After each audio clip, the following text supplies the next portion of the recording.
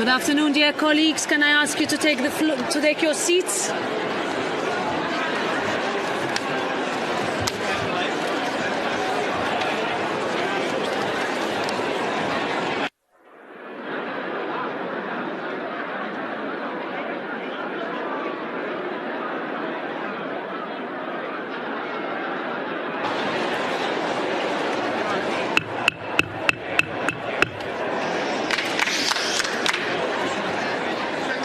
Dear colleagues, we have a long afternoon ahead of us. Can I please ask you to take your seats?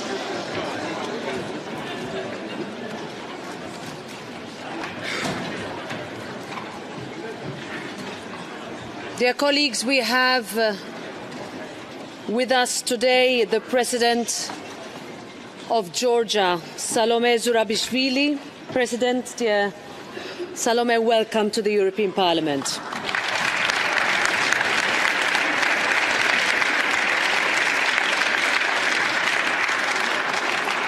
And let me start, dear President, by thanking you for your personal commitment in supporting the European calling of Georgian society.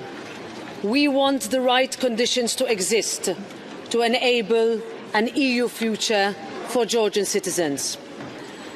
I want to reiterate that we stand by your side, ready to support you in your journey to become an integral part of the European Union. We need to work more and closer together towards granting EU candidate status to Georgia, ensuring that the Georgian people do not miss a historic opportunity. For this, we need to see tangible movement on a number of milestones in securing democracy, the rule of law, respect for human rights, and ensuring media freedom and protecting journalists and safeguarding fundamental rights and personal dignity for detainees. And here, let me reiterate that this House has expressed its concern over the situation of Mikhail Saakashvili. The European Union stands ready to assist Georgia on its European path, providing all the necessary assistance along this transformative journey.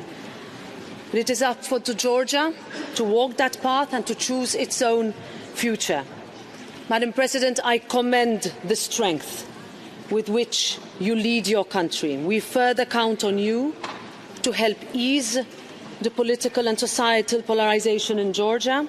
Let us keep working together to safeguard the rights of our European peoples and the future of our societies. The floor is yours.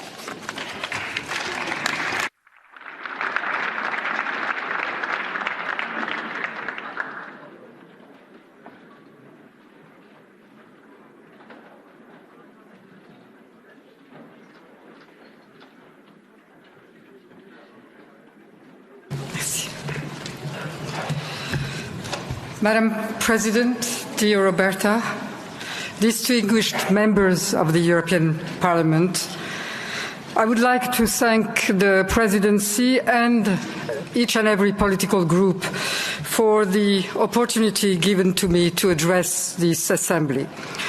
Doing so at such an important juncture for the future of my country is both an honor and a great responsibility. Madame la Présidente. Madam President, it's been 13 years since a Georgian president stood at this dais, and it is symbolic that I come with the same aspiration as that all Georgians share beyond the cut and thrust of politics and divergencies, and that is that Georgia wants to reunite with its European family. It is one of these historic moments where choices have to be made that determines the future and where the past reaches its culmination. We are experiencing such a moment in history, in the history of Georgia, where its government, its people, and the 27 member states that you represent will have to decide together on the Georgia of tomorrow. But the Georgian nation has already decided, and I stand before you and pass on this message. Our European choice is not only legitimate, but there is no alternative, because it is based on our values, our history, our struggles, our determination, our vision for the future. I'm addressing this distinguished assembly. Nation to rejoin its European family. I'm also here as the head of state of a country, the constitution of which mandates every state institution to take all possible steps to further the objective of Euro-Atlantic integration. I will do so relentlessly. I will do it not only to implement the Constitution, but out of a moral conviction. Born in France to immigrant parents who had to leave Georgia following the 1921 Russian invasion and occupation, I returned to serve my country and achieve the ideal of so many generations of Georgians, seeing a free Georgia in a free Europe, the only guarantee of independent Georgia and the only path to a better future for every citizen. In my first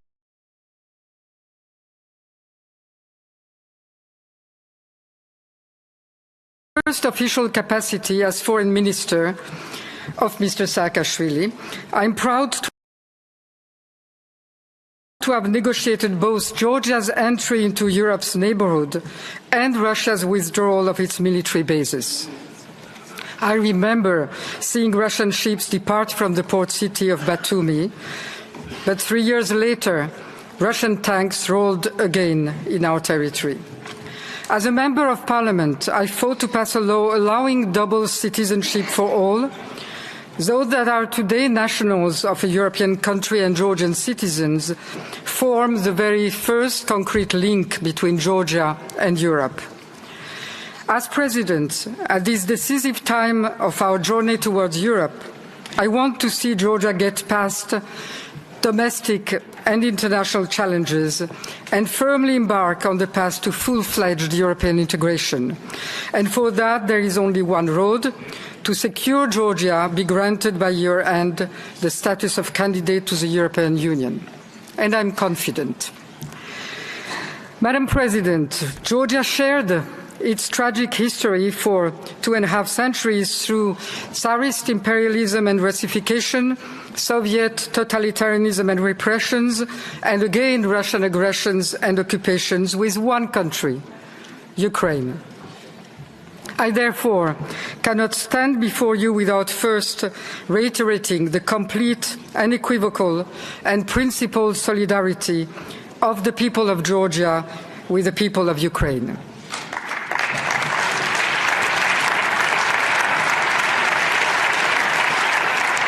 We know too well that Ukraine is not only defending its territory, but is shedding blood for us all, for Europe, its security and freedom, for Georgia, its security and European future. I would like to reiterate here my personal respect, admiration and support to President Zelensky and his people.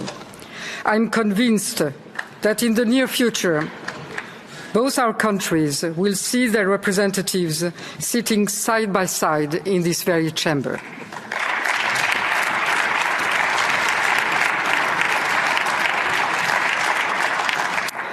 Madam President, my plea for Georgia's European future starts with Georgia's European past, based on shared history, cultural roots, and most importantly, shared values. Since Georgia began to exist, it has shared the three pillars considered to be at the foundation of Europe's civilization: Greek and Roman heritage and Christianity. Antique Greco-Roman civilization has left its influence and visible marks in our mythology, archaeology and culture. Christianity has, for its part, been central to our identity as a nation. As the first kingdom to be converted to Christianity, Georgia has been fighting for centuries to preserve its faith and identity against numerous empires and invaders.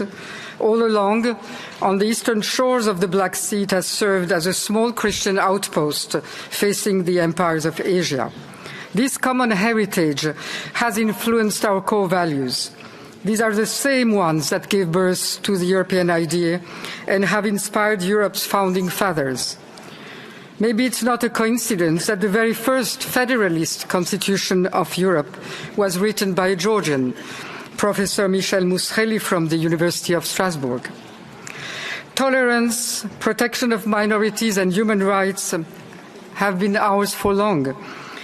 It is a miracle that Georgian tolerance has survived in the Caucasus, this mountain of languages, as the Arabs used to call it, and build a state where religions have found protection through the ages. Tbilisi's architecture is a testimony to this history. Mosques, synagogues, churches of various denominations, even Zoroastrian sites coexist side by side. This long-standing tradition of peaceful coexistence between religions and cultures is best symbolized by the more than 26 centuries of Georgians and Jews living together and side by side, free of any form of repression or discrimination. Today, 20% of our population is of Armenian, Azeri descent, Kurdish or Yazidi heritage, maintaining the old tradition of hospitality that has reached well beyond our borders. While political polarization has affected the image of Georgian tolerance, recent events have underscored that it remains very much alive. Georgia has received and is hosting for a year and a half more than 80,000 Russians. Let's reflect for a moment for what it means to welcome citizens from the country which is occupying 20% of your territory and wages the most brutal aggression against your friend Ukraine. That this has happened without any serious incident speaks millions of Georgia's tolerance. We can and should be proud, but it should be accompanied by clear and strict state regulations so that tolerance does not give way to frustrations and escalation. Gender equality, this very modern notion, stands at the core of the national epos when Shotarustaveli in the 12th century already said,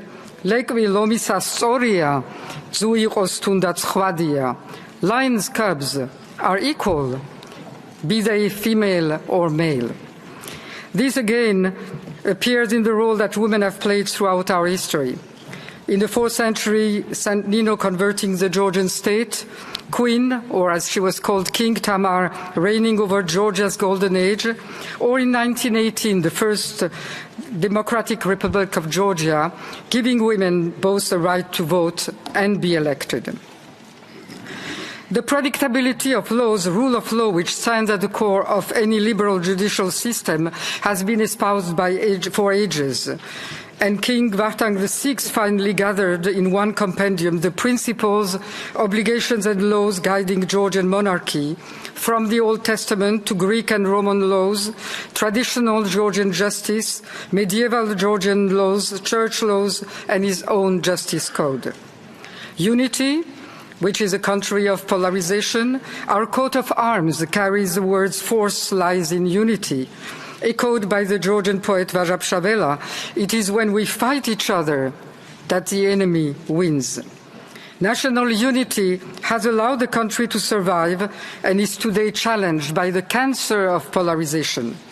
Georgia is no exception in this regard, but polarization in a small country is far more destructive and more destabilizing for a country confronted to occupation, outside threats and disruptive campaigns of propaganda, fake news and hate speech.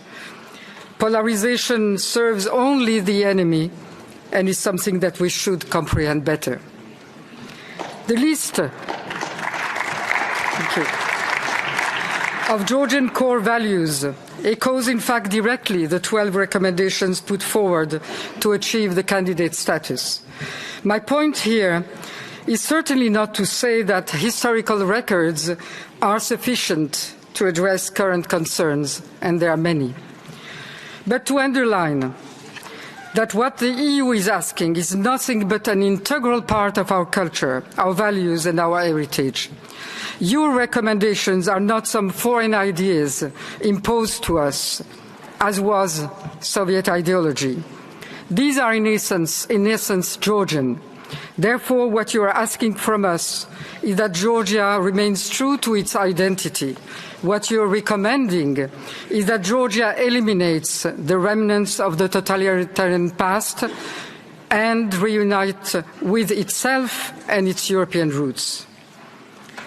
Since its independence, Georgia has never wavered on its path to European integration. Georgia paid a heavy price to defend its freedom and its independent, democratic and European future in 21, in 89, in 92, in 2008, without comparing to the incalculable plight that Ukraine is paying today. It should not be forgotten that Georgia has had and paid its own blood price, resisting Soviet rule, defending its independence and its right to rejoin the democratic and free world and the alliances it chooses. Georgian governments, since independence, have set forth pro-European platforms and all delivered constant progress on this path. President Gamsahurdia put Georgia back on Europe's map of free nations. President Shevardnadze first initiated the idea of Euro-Atlantic integration. President Saakashvili made Georgia's integration with the EU and NATO the priority for his reform agenda. Under his leadership, Georgia joined the neighbourhood policy and the Eastern Partnership. In 2012, the Georgian Dream government was elected on a pro-European agenda and reached some milestones in this regard. The association, the free trade agreement and visa liberalization were all signed at that time. The constitution was amended in 2016 to include the objective of Euro-Atlantic integration, and that is something that none of us should forget. Despite challenges and foreign aggressions, Georgia's population has not hesitated, wavered or faltered. It has stood its ground. The people have been the backbone of the pro-European course, supporting and even sometimes preceding or forcing their governments when embracing the path towards European integration. Opinion polls have shown constant support for European integration, and I think it's fair to say that there are many countries within Europe that would envy such levels of Euro enthusiasm. Beyond electing pro-European governments, it is impossible to point to any party that has scored any decent result while not claiming to be fully supportive of European integration. That is a lesson for Georgian politics today. Anti-European campaigns only lead to political marginalization. Despite Russian wars, occupation or active measures, Georgians never faltered. Fear has not altered the European course. For European integration is not a mere foreign policy orientation, but it is an existential one, a part of our DNA. Georgians choose also Europe with their feet. Hundreds of thousands have emigrated to Europe. Georgia's youth has turned to learning English, German or French, to studying in Paris or Berlin. My country's youth's visceral pro-European stand is a testimony to the strength of European soft power. In one generation, Russian for them has become definitely the anachronic past, and Europe without question the only future. Most importantly, Georgians have been vigilant not to let any government deviate from the path.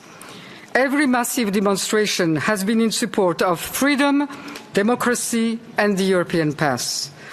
Over the last few years, Georgians have taken to the streets to defend this ideal when it seemed to falter. In June 2019, after a member of the Russian Duma was allowed to sit in the Georgian parliament, violating our law on occupation and raising questions as to the pro-European orientation of those who invited him. In February 2022, to demonstrate its total and massive solidarity with Ukraine and our common European aspiration. In June 2022, before the European Council was to decide on the candidate status. In March 2023, when Georgians literally forced the government to back down on the so-called Russian law, views as a threat to the civil society, the non-governmental sector, and hence to our democratic and European path. As the President of Georgia on my side and within my constitutional powers, I've been taking all steps and initiatives to further this objective. Through attempts to achieve depolarization, by launching an initiative for national reconciliation together with the civil society, by supporting united political platforms, by bolstering women's roles as facilitators for renewed political dialogue. It is undoubtedly a difficult process, and I cannot be proud of any success yet. But one I will continue pushing through, moved by the conviction that we have no alternative but working all together. Through brokering political agreements, and I'm proud that alongside President Charles Michel, what became the April 19 agreement was signed in the presidential palace in presence of all political parties. But it is fair to say that if this agreement had been implemented, Georgia would have already been given candidate status. Through granting pardons 3 times to opposition figures in order to deconflict political tensions and allow agreements to emerge. These decisions have come at a high political cost in a polarized political atmosphere. But I stand by every one of these decisions as timely expressions of Voltaire's words. Je ne suis pas d'accord avec ce que vous dites, mais je me battrai jusqu'à la mort pour que vous ayez le droit de le dire.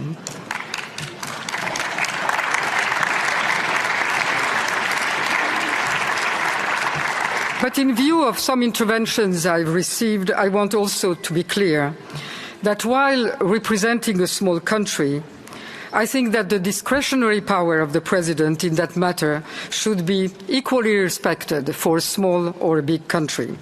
For pardoning is a right to be exerted by a President en son âme et conscience, free from any pressure, be it from outside or be it from within. And I want also to address some of the governmental circles that there is no need to try to threaten me, because I will do what I will think necessary to do. Also, by using my constitutional veto against legislation contradictory with European principles. And I know that even if my vetoes have and may be in the future rejected by the current majority, they will be supported and strengthened by hundreds of thousands of Georgians, because they deal with the main principles to which we all adhere. Through, finally, high-level diplomacy, I've time and again advocated for Georgia's European integration in almost all European capitals, and as I'm doing today with you. And I most vividly remember hosting the 2021 Petra Summit on the shores of the Black Sea with President Zelensky and President Maia Sandu alongside President Charles Michel as a major step to accelerate our associated trio's path towards European integration. We have lost time since then, we, Georgia. This is by no means the end of the road. Every decision will have its own time and its own place. I will leave no rock unturned when it comes to ensuring that Georgia stands where it belongs. Georgia's European path is, of course, largely the result of European sustained efforts and support. While Georgia has expressed its determination, it has been matched by what has been an extraordinary support by Europe over the years. And while we await a historic decision, I'm also here to express the thanks of the Georgian people to Europe. Because the European Union has helped to support increased prosperity. It is by far the largest international donor in Georgia. In all sectors of the Georgian economy, it is European aid and European markets that have provided Georgians with increased standards of living.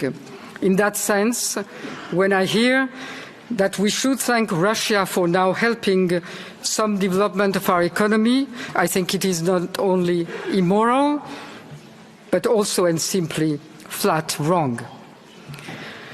The European Union has been a provider of stability. One should never forget that when Russian tanks rolled into Georgia, our partners prevented a tragic outcome from being even worse. In the name of France's presidency of the EU, Nicolas Sarkozy mediated with US backing an agreement that stopped Russians from going further into the Georgian territory. Europe's reaction may have been insufficient by not imposing greater costs on Russia, and we realize that today. But without Europe, Tbilisi itself could have been occupied. Since 2008, the European Union monitoring mission has also been a invaluable presence on the occupation line, acting as a check on Russia's destabilizing activities. The European Union has provided us with constant high-level diplomatic backing, especially in times of crisis, both foreign and domestic. Let me here pay tribute to our many Eastern European and Baltic friends for their constant and unwavering commitment. Let me also underline that visits by European Union, Council, Commission and Parliament, High Representative, parliamentary delegations, representatives of the Member States are for our people a daily demonstration of proximity and support that they need, and for the government a reminder to deliver timely on the requirements that will get us to the next historic step. The European Union has helped us move up the ladder of ever closer integration. One should never forget the journey that Georgia traveled in the past 20 years, moving from neighborhood to association, something that most thought was impossible, and with the last step of utmost importance, granting us a European perspective. The EU has once and for all settled the question of geography versus identity. We might have to still grasp its full significance because the focus has been on what we did not get and was within our grasp. But we should understand that the European perspective closed an existential debate over geography, which for years had been used as the essential argument against our membership. The EU decision has closed this debate once and for all and sent to the Georgians two main messages. You are Europe, and your path to Europe is in your hands. Why should Georgia be granted the candidate status? My speech today was intended to be more than a plea for the status of candidate. It was meant to explain our European identity, recall the toll the Georgian people paid in the face of Russian aggressions, and the importance of what the European Union and Georgia's people and governments have delivered in the past 2 decades. To explain that we are asking for candidate status as a family member is asking for recognition, for protection, and for support. Candidate status would indeed mean recognition of the relentless fight of the Georgian people for their European identity. While we are the first to understand our current shortcomings, and maybe the word is weak, we do not want those to overshadow our achievements, that for the past 30 years, and that is only one generation, we have made extraordinary progress through substantial reforms. We are not perfect, far from it. For the 2 last years, my unrelenting message to the government has been to listen to the people, to its people, and stay true to its electoral commitments for more, no less Europe. Some of the 12 recommendations have been implemented, but here again, more should have been, more could, and more should still be done. That will be our common task in the months to come, to make sure we do not let go a second chance, one that the people of Georgia will not forgive. Recognition should be given also to the Georgian people's democratic credentials. because a democracy rests first and foremost on its people. It rests on the strengths of the civil society. If there is anything that the last 2 years have shown, it is that Georgians will not give up. Not give up on Ukraine and solidarity, not give up on Europe and their future, not give up on their rights. That is why I'm so forceful and optimistic. With such a democratic force, it's only a matter of time before changes come for the better. And that is a message that the retreat of the Russian law taught everyone. Do not dare to dent the democratic will of this country. Candidate status would provide also protection and security for Georgia. Protection from Russia. Russia to this day, which continues to occupy and wage a hybrid war on the Georgian people. Russia which listens to each and every signal. That is why nobody can afford sending the wrong signal and leave Georgia as a grey zone. The lessons from 2008, 2014, 2022 is that hesitation comes with a price, and a heavy one. As Russia is facing defeat in Ukraine, we cannot ill afford to provide Russia with a temptation to look for weaker spots anywhere else. Russia needs to understand that Georgia is Europe and that Europe is determined for Georgia to be Europe. What we have seen in the past months in Georgia is Russia trying to score points, to subtly re-establish its influence while weakening that of Europe's.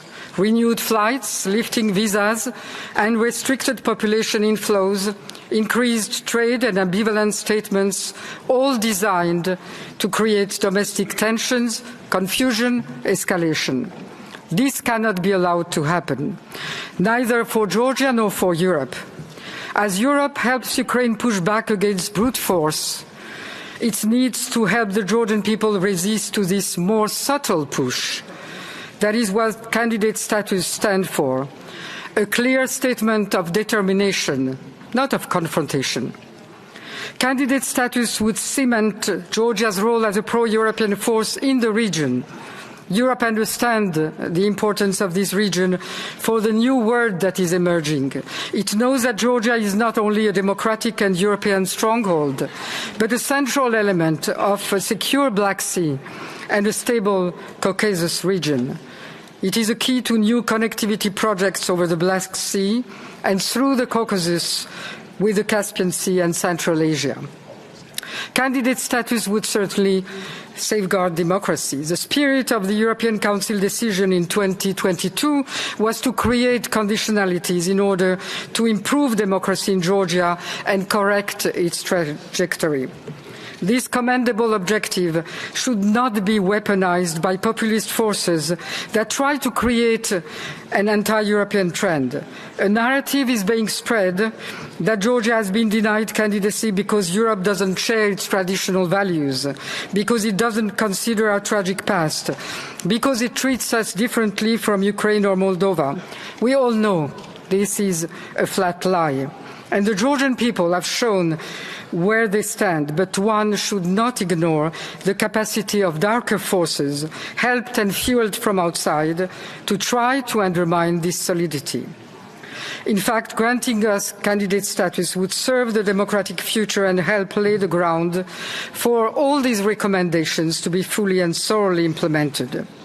Europe has stood by Georgia despite its democratic shortcomings in the past.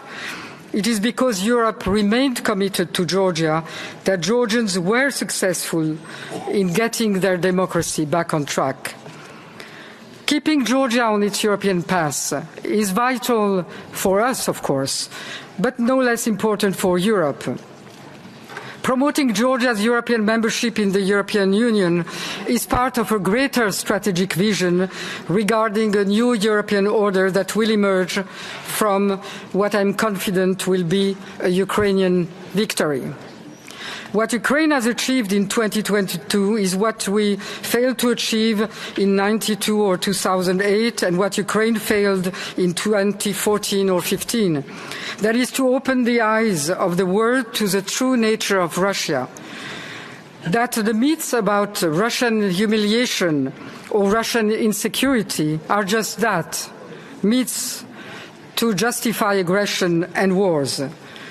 The largest country in the world has still to understand and accept that it also has borders.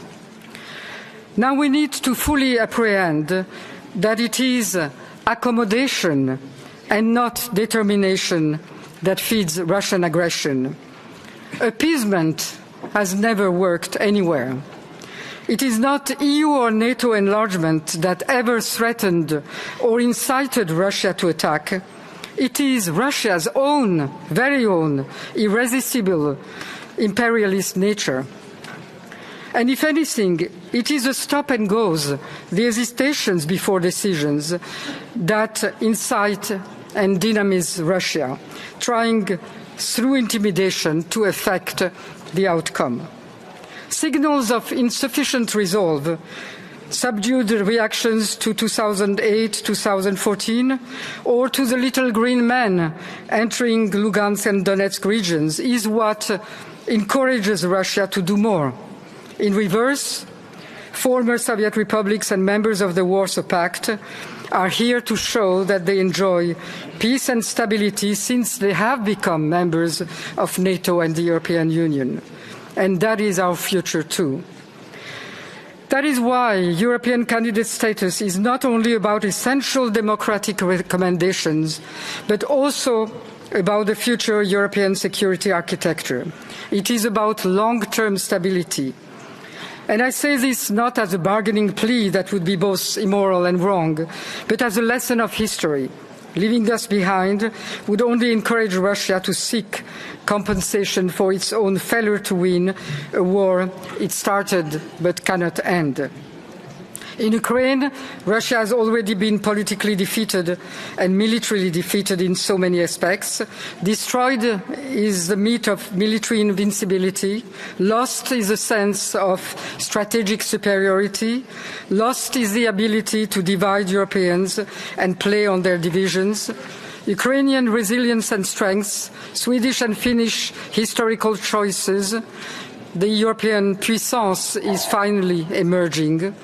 All of that is a result of an immense miscalculation by the Russian leadership. Today's world is divided between those who do not dare imagine that Russia is no longer invincible and losing, and those that understand a new world is emerging. That is why only Ukraine can decide when to negotiate peace, and together with Europe, determine what peace. One that will have to oblige Russia to renounce occupying any foreign land. That is why when I plea for the European future of Georgia, I plea also for the people in Abkhazia and Skhin Valley regions. Because this future is for them too, the only one that will ensure their freedom, their protection, and their identity. And I stand with those who demonstrated yesterday in Sukhumi, Abkhazia, and under the banner, Abkhazia is not for sale. We will not concede to the Russians. Thank you very much.